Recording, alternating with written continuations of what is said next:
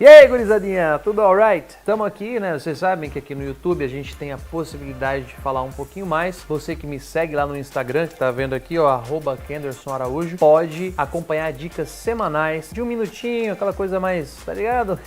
Do dia a dia. Hoje, meio que indo na contramão do nosso bate-papo, vocês vão entender por quê, né? Em outras oportunidades, ou no nosso primeiro vídeo, na verdade, eu falei sobre Simple Past Tense aqui no nosso canal, né? Falei sobre conjugar o verbo na forma afirmativa no Simple Past. Essas nomenclaturas são nomenclaturas que eu não gosto muito, mas a maioria da galera aprende assim e talvez você tenha vindo aqui parar no meu vídeo, inclusive fazendo uma busca sobre Simple Present Tense aí no buscadorzinho do YouTube. Afinal de contas, o que é esse tempo verbal? O Simple Present Tense é aquele que você utiliza para falar de coisas do dia a dia, coisas que você faz sempre. Eu acordo às 10 da manhã, eu trabalho de segunda a sexta, eu moro em São Paulo, eu moro no Rio, eu viajo todo ano. Então quando você fala sobre coisas do seu dia a dia, coisas de rotina, é esse tempo verbal que você utiliza. E qual que é o grande lance dele? O grande lance dele é que todas as vezes que a gente fala qualquer coisa com he, she ou it, ou a gente usa um nome próprio, tipo John, Peter, Marcos, João, Marcelo, esse verbo que tá no Simple Present Tense, ele acaba sofrendo algumas alterações, mas nada muito complicado. Você vai perceber que se você tirar he, she e it dos pronomes, todos os verbos conjugam de uma forma muito simples em inglês. Até por isso o nome talvez seja Simple Present ou Present Simple, dependendo da abordagem, certo? Vamos pegar um verbo qualquer aí. Se você quisesse pegar, por exemplo, o verbo morar, to live.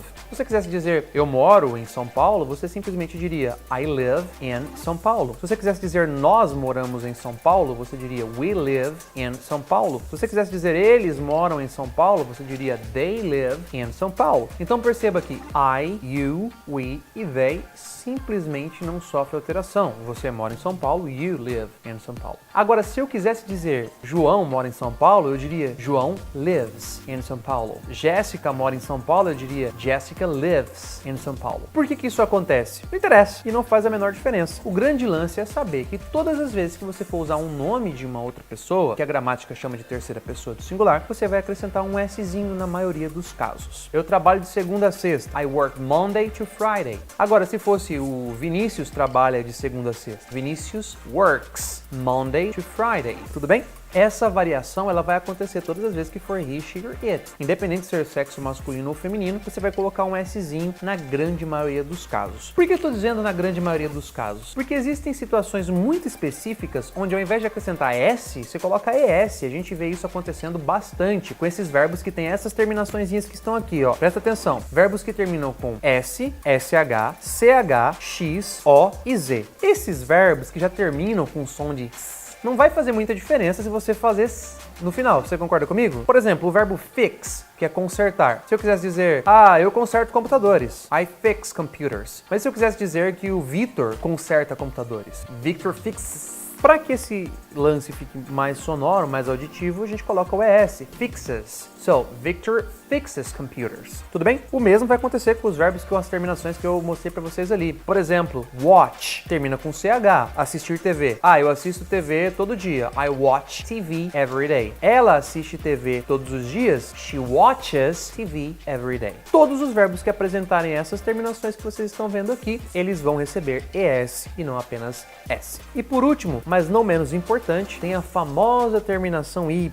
Isso vai acontecer todas as vezes que o verbo que você estiver falando no Simple Present tiver a terminação Y. E ela é mais comum do que você imagina. Por exemplo, o verbo estudar, to study. I study, you study, mas ele, he studies. E o detalhe é muito interessante, porque, por exemplo, o verbo play, no começo, se você observar o verbo play, ele termina com Y. I play, you play, he plays. Mas o verbo study, ao invés de eu simplesmente colocar S, eu troco por IES. Todos os verbos que terminarem com Y, tudo bem? Mas antes do Y tiver uma consoante, a gente tira o Y e coloca IES no lugar. Por exemplo, o verbo cry é chorar. I cry. Mas e se fosse he? He cries. Viu o que aconteceu aqui, ó? O Yzinho saiu, entrou IES no lugar. O verbo tentar. I try. You try. We try. They try. Mas se for he, she, it tries. O verbo que tinha o Yzinho no final foi substituído por IES. Beleza, gurizada? Isso sempre vai acontecer ser quando você estiver afirmando as coisas, seja na forma afirmativa. Tudo bem? Só fazendo um breve revisiting aqui, a gente falou sobre o Simple Present Tense, que é uma estrutura verbal que a gente utiliza para falar sobre ações do nosso cotidiano, do nosso dia a dia. Nós vimos que todas as vezes que a gente conjuga esses caras com he, she, it, ele, ela, ou ele, ela para coisas animais, objetos, etc e tal, esses verbos podem sofrer alterações. Tudo bem? Que alterações são essas? Conjugou com he, she, it, a gente vai acrescentar s, es ou ies aos verbos dependendo de sua estrutura. Beleza? No próximo vídeo a gente vai falar sobre as estruturas interrogativa e negativa dos verbos no Simple Present Tense. Espero